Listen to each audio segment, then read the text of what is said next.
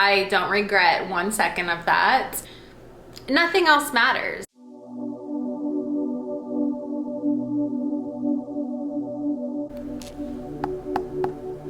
Testing 1, 2, 3. Hello, beautiful people. Welcome back to my channel. My name is Kristell. I am so overjoyed to be filming again. It's been 2 years since I filmed a video. My intention is to motivate you and inspire you to live a better life, because that is what we are meant to do. That is why we're here, is to be the best that we can be and live the best life that we can live. So let's get to it. I do want to touch just a little bit on why I stopped filming. The last time that I had picked up the camera, Eric was really sick. He had cancer. I had a lot on my plate, and I decided that I needed to focus on that.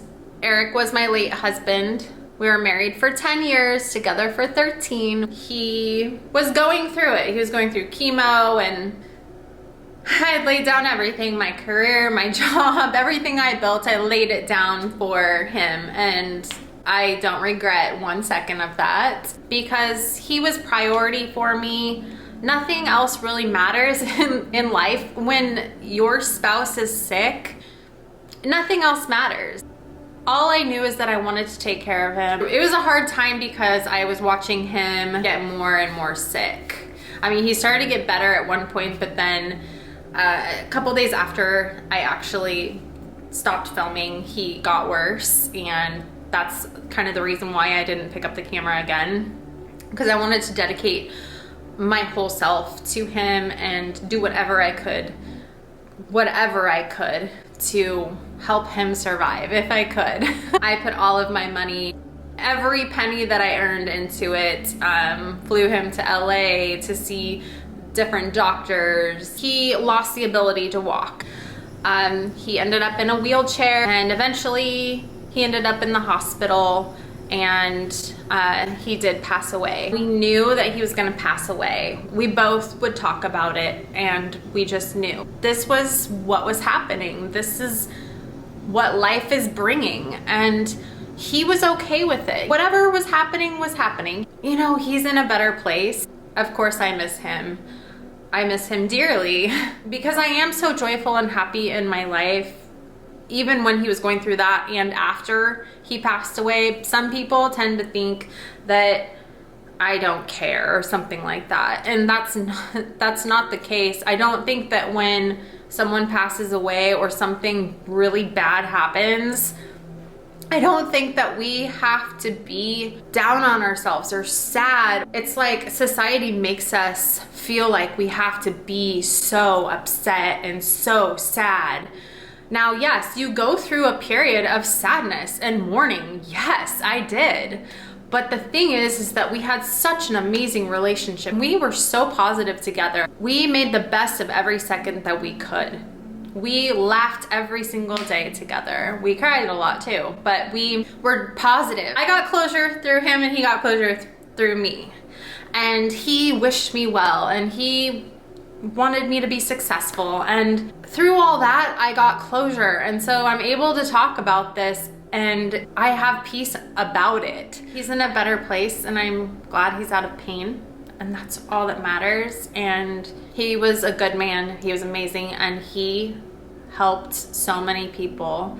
He inspired and motivated so many people in this world, and I'm so proud of him for that. And he was so proud of himself for that, and he was always so uplifting and happy almost all the time. He was a fighter. He was a huge reason why for 13 years I had developed so much positivity in my life, and vice versa. So, you know, we kind of like ping-ponged off of each other with that.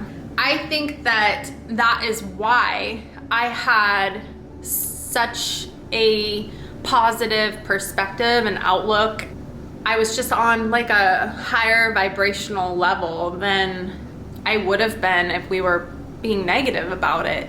When you have certain beliefs in your life, positive beliefs, then you carry those forward. And if you have really negative beliefs, then you're going to carry those forward as well. So yeah, it's been a whirlwind, you guys. It's been crazy, but I have learned so much through it. I've grown a lot, and I've put so many more tools in my toolbox, or my tool belt. Life is about learning new things, and those new things are like tools, and we just need to put them in our belts, and when we need them, we take them out and we use them. We would always focus on the positive of things and self-love. And when you are thinking about the positive in everything and really like loving yourself, then that carries through. Positive attracts positive. Like attracts like. This is how I really stayed happy. I was at peace with myself when everything else was just crazy and a whirlwind around me. I was still peaceful inside. And that doesn't mean that some days weren't hard, because some days were really hard. Even in those hard days, I was still peaceful. It's hard to explain. And I was still super motivated, even though everything had fallen apart. So most people would say that my whole world was falling apart, but I was still finding everything that I could, all the positive, to push me forward and to be happy and joyful, even though it looked like my whole world was crashing down around me. But it really wasn't. It was like building me up. So within, I was just happy. What you believe in your mind matters. What you feel in your soul and your heart within matters. Those things carry you through. If you believe negative things, if you feel negative things every single day, you're gonna just keep attracting that every single day. But if you believe positivity, feel positivity with emotion, and really feel it in the core of you, then you will attract more of that. But this has to be genuine inside of you. You can't just fake this.